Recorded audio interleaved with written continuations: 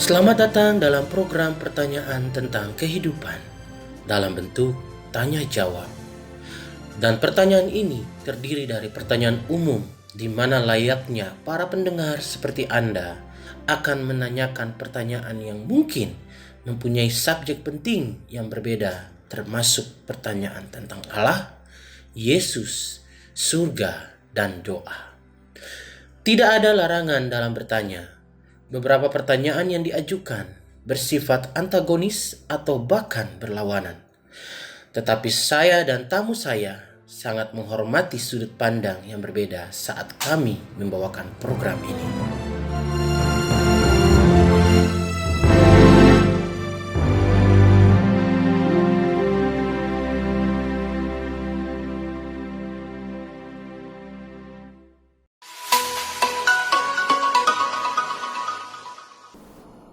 Sekarang mari kita lanjutkan.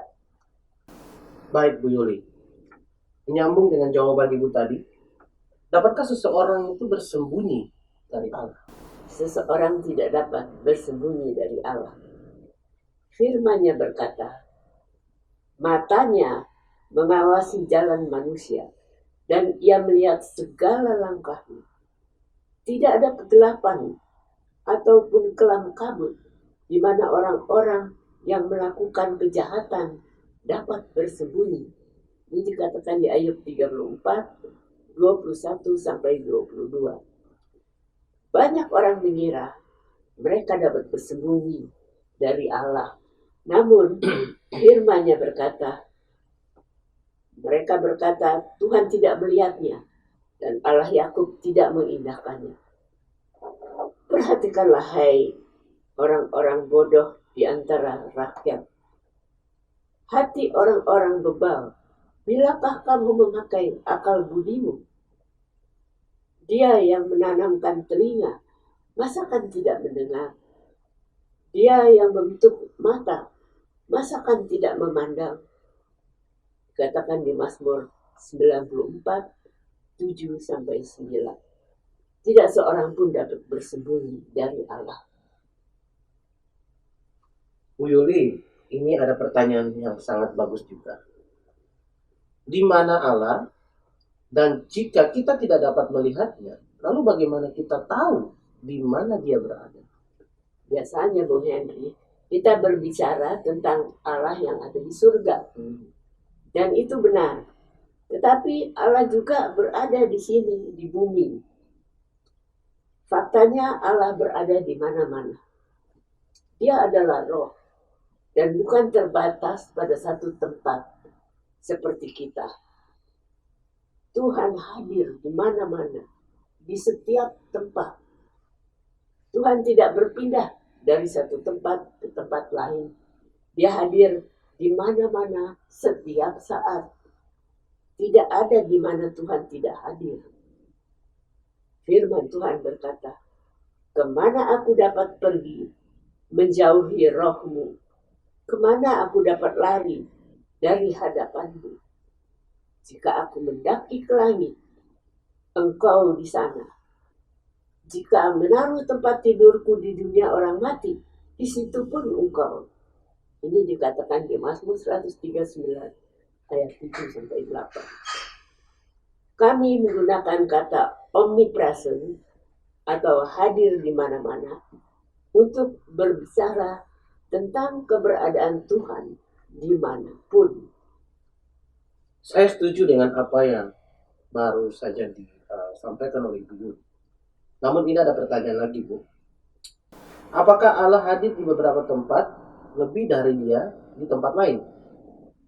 Allah hadir di mana-mana sepenuhnya, setiap saat, sejak semula.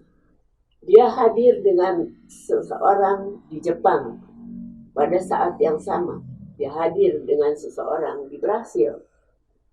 Dia hadir bersama saya saat saya berbicara. Dia bersama Anda sekarang saat Anda mendengarkan program ini. Dia hadir di semua tempat bersamaan. Wow, luar biasa sekali Bu Yuli. Apa terasa pertanyaan-pertanyaan ini semakin banyak yang masuk. Dan ini ada pertanyaan lagi, Bu Yuli. Apakah Allah hadir di beberapa negara atau bangsa lebih dari dia bersama bangsa lain? Allah berada di mana-mana. Dia ada di setiap negara, di setiap kota, di setiap rumah. Dia hadir di setiap tempat. Allah bukanlah lebih menyukai bangsa-bangsa tertentu atau orang-orang tertentu. Dia tidak bersikap memilih kasih atau melakukan favoritisme. Dia hadir di setiap bangsa dan dengan setiap orang di setiap saat. Dia tidak datang dan pergi. Dia ada di mana-mana sepanjang waktu.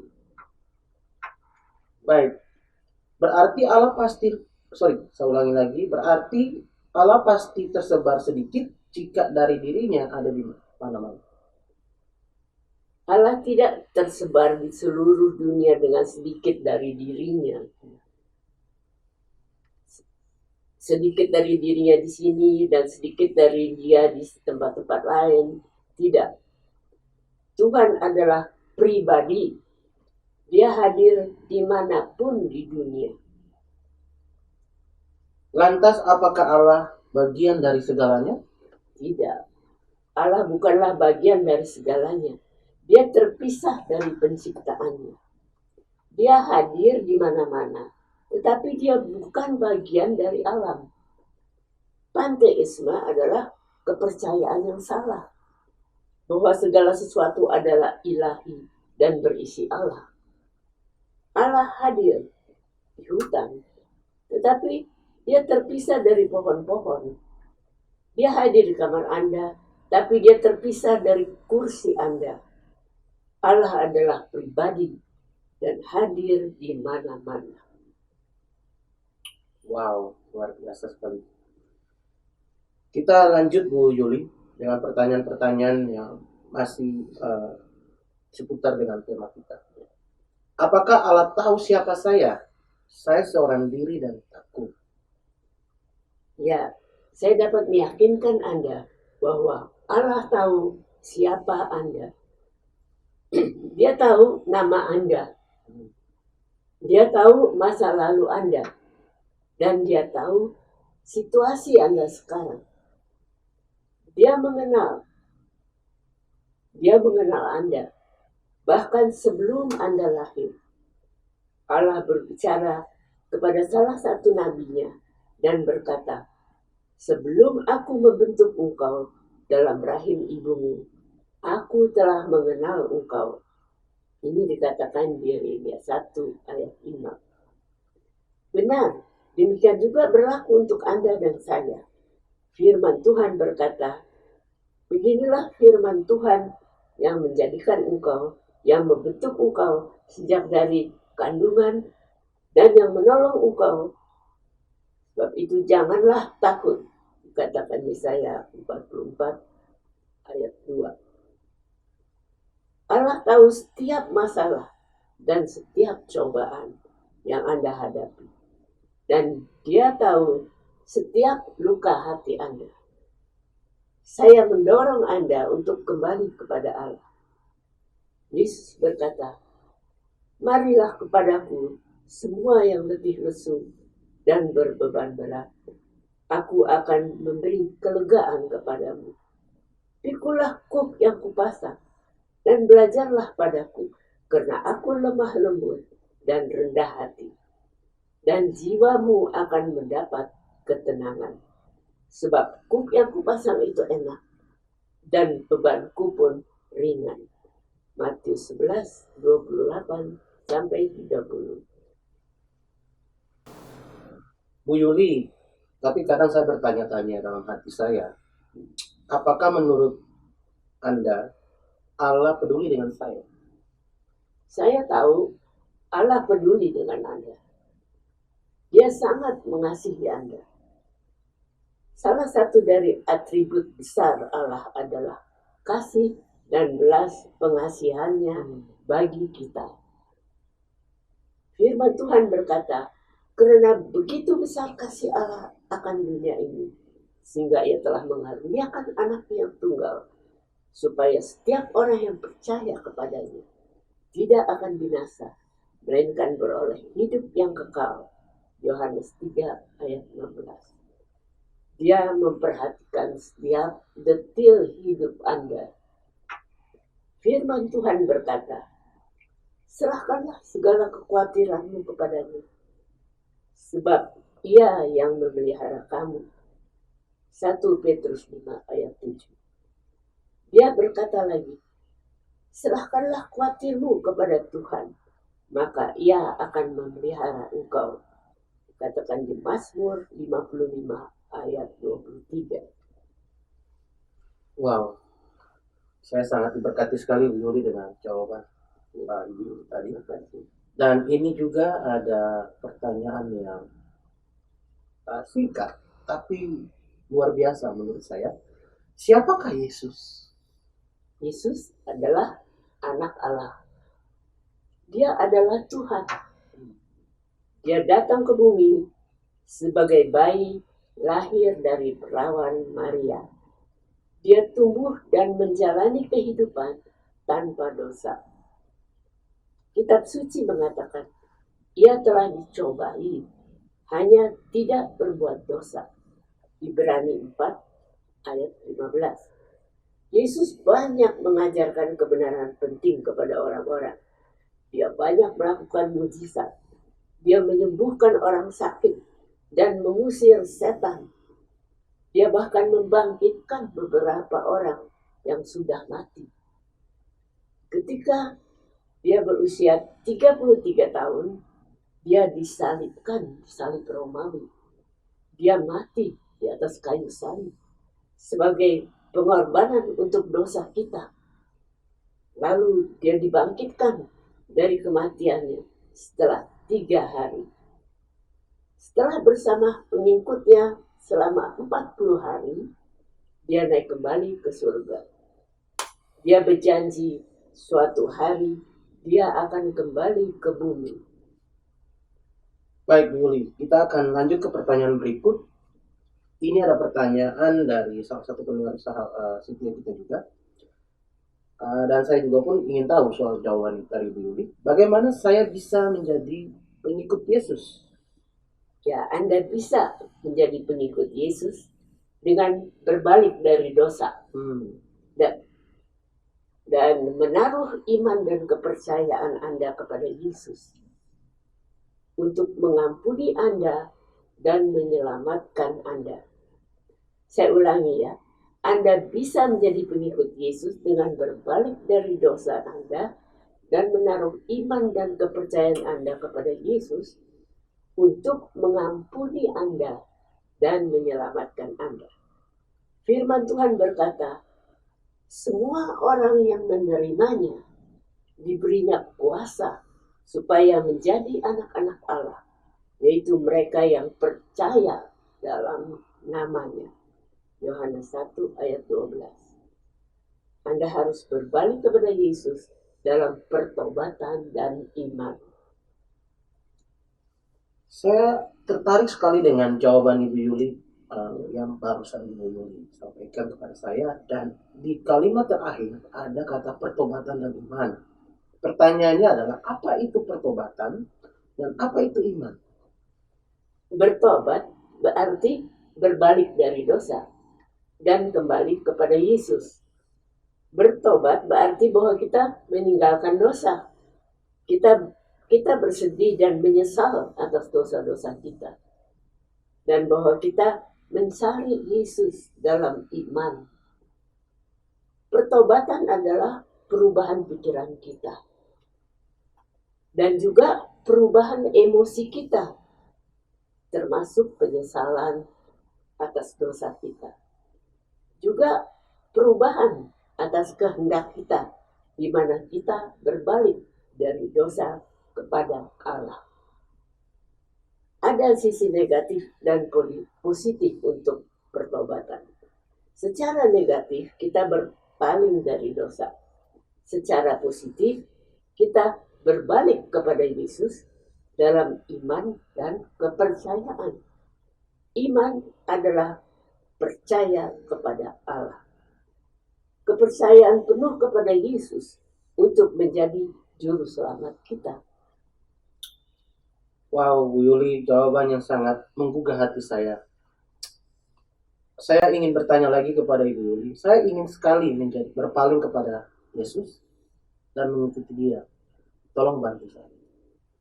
Sebelum saya berbagi dengan Anda apa yang harus Anda lakukan, izinkan saya merangkum beberapa kebenaran dari firman Tuhan yang akan membantu Anda mengetahui cara berbalik kepada Yesus. Nomor 1, Allah mengasihi Anda dan saya dengan kasih yang kekal. Firman Tuhan mengatakan kepada kita, karena begitu besar kasih Allah akan dunia ini, sehingga Ia telah mengaruniakan anaknya yang tunggal, supaya setiap orang yang percaya kepadanya tidak binasa, melainkan beroleh hidup yang kekal. Ini dikatakan Yohanes 3 ayat 16. Nomor 2, tetapi dosa kita telah memisahkan kita dari Allah. Firman Tuhan berkata, karena semua orang telah berbuat dosa dan telah kehilangan kemuliaan Allah. Roma 3 ayat 23. Kita adalah orang-orang berdosa.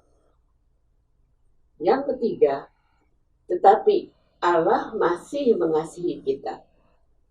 Tuhan yang adil dan suci telah membuka jalan agar dosa kita dapat diampuni. Jalan itu adalah melalui Yesus Kristus. Firman Tuhan berkata, karena Allah itu Esa, dan Esa pula Dia yang menjadi pengantara antara Allah dan manusia, yaitu manusia Kristus Yesus yang telah menyerahkan dirinya sebagai tebusan bagi semua manusia. 1 Timotius 2 ayat 5.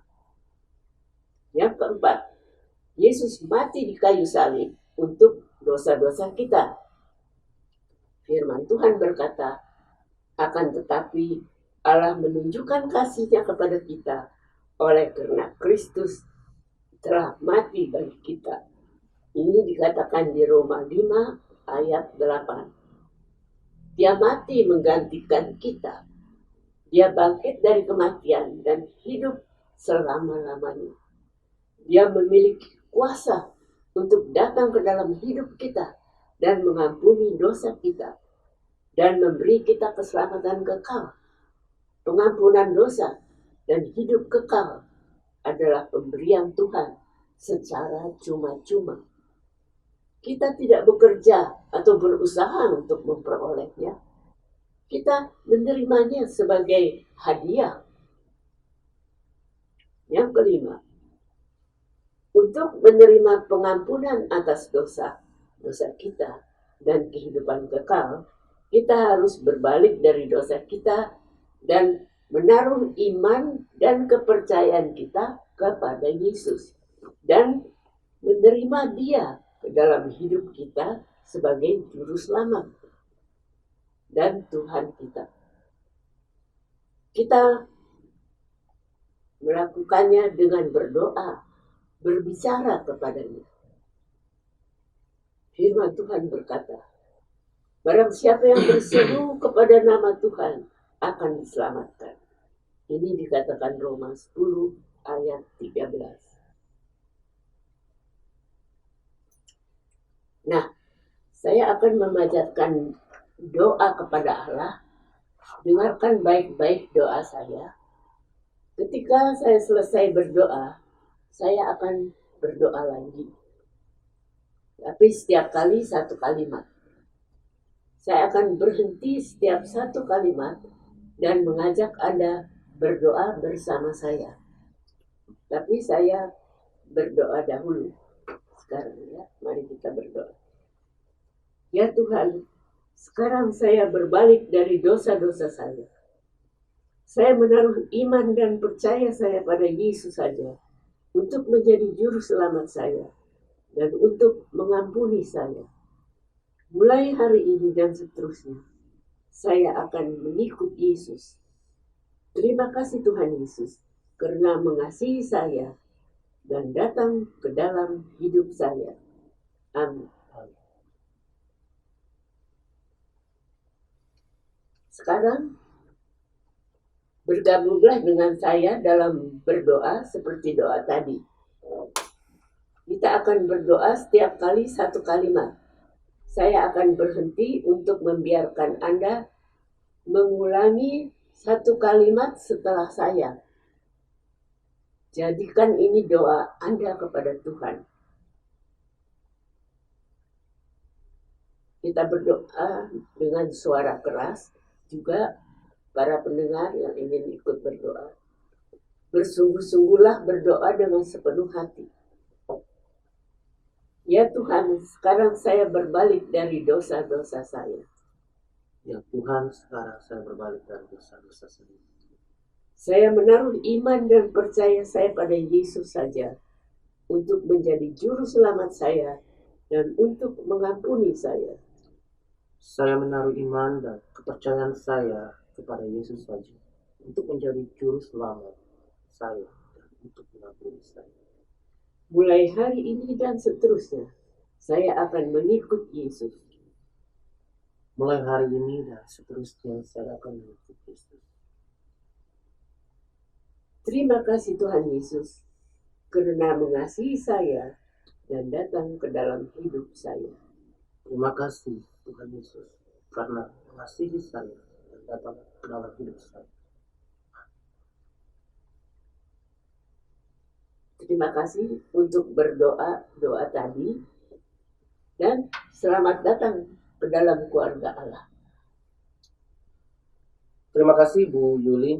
Wow, saya sangat diberkati sekali Bu. Dan kita akan terus ada pertanyaan dari pendengar kita yang selalu mengikuti acara kita pada hari ini. Sebagai pengikut Yesus, bagaimana seharusnya saya hidup? Pertanyaan yang bagus Bung Henry. Terima kasih.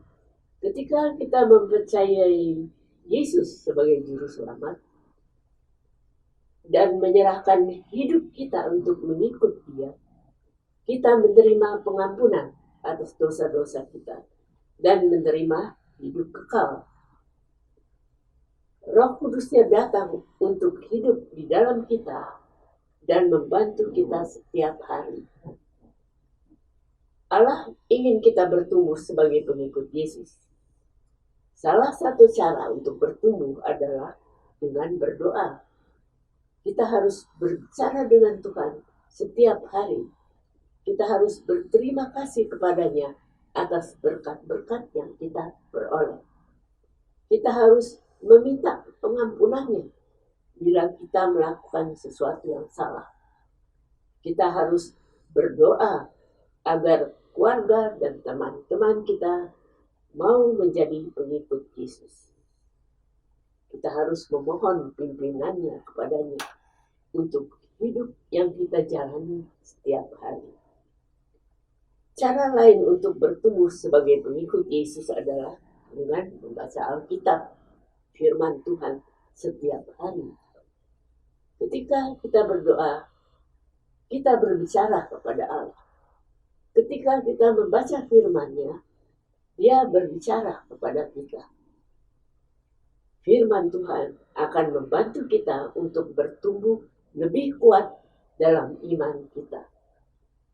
Ini akan membantu kita mengetahui bagaimana cara untuk hidup. Cara yang baik untuk memulai setiap hari adalah dengan membaca sebagian dari firman Tuhan dan kemudian meluangkan waktu untuk berdoa. Ya. Baik Bu Yuli, sangat bagus sekali. Dan Bu Yuli, ini ada satu pertanyaan juga dari salah satu pendengar kita yang selalu mengikuti kita, acara kita ini. Pertanyaannya adalah, apakah saya akan menderita penganiayaan? Saya ulangi lagi, apakah saya akan menderita penganiayaan karena saya pengikut Yesus? Terima kasih Bung Henry telah mengajukan pertanyaan itu. Kemungkinan besar Anda akan menjalani penganiayaan karena mengikut Yesus. Tidak selalu mudah untuk mengikuti Yesus. Orang percaya sering dianiaya karena menjadi pengikutnya. Yesus berkata, jika mereka telah menganiaya aku, mereka juga akan menganiaya kamu. Yohanes 15 ayat 20. Kita tidak perlu terkejut ketika orang lain menganiaya kita dan menyulitkan kita karena kita mengikut Yesus. Dia juga berkata, berbahagialah orang yang dianiaya oleh sebab kebenaran, karena merekalah yang mempunyai kerajaan surga. Berbahagialah kamu jika karena aku kamu dicela dan dianiaya, dan kepadamu difitnahkan segala yang jahat. Bersukacitalah dan bergembiralah, karena upahmu besar di surga. Sebab demikian juga telah dianiaya nabi-nabi yang sebelum kamu. Matius 5, 10-12. Kasih dan pengampunan harus menjadi ciri hidup kita sebagai pengikut Yesus, bahkan dalam menghadapi penganiayaan. Yesus berkata, kasihilah musuhmu dan berdoalah bagi mereka yang menganiaya kamu. Matius 5 ayat 44. Ketika Yesus sedang bersekarat di kayu salib, dia berdoa untuk algojonya. Ya Bapa, ampunilah mereka, sebab mereka tidak tahu apa yang mereka perbuat. Lukas 23 ayat 34. Kita tidak menghadapi penganiayaan sendirian. Allah mengetahui setiap cobaan yang kita hadapi, dan Ia bersama kita. Ia akan membantu kita. Allah telah berfirman, aku sekali-kali tidak akan membiarkan engkau, dan aku sekali-kali tidak akan meninggalkan engkau. Katakan di Ibrani 13 ayat 5. Karena kehadirannya dalam hidup kita, kita dapat mengatakan dalam kata-kata kitab suci, Tuhan adalah penolongku. Aku tidak akan takut. Apakah yang dapat dilakukan manusia terhadap aku? Ibrani 13 ayat 6. Semoga Tuhan memberkati Anda dengan berlimpah saat Anda mengikuti Yesus setiap hari. Kami telah sampai pada akhir program kami. Terima kasih kami sudah mendengar. Terima kasih sudah mendengarkan. Saya mendorong Anda untuk mendengarkan lebih banyak mengenai program pertanyaan tentang kehidupan atau questions about life programs yang dibawakan oleh Christ to the World atau CTTW bersama Tirta Media. Saya Julie, mohon undur diri, dan co-host saya Bung Henry. Saya Henry, mohon diri. Sampai jumpa. Sampai jumpa.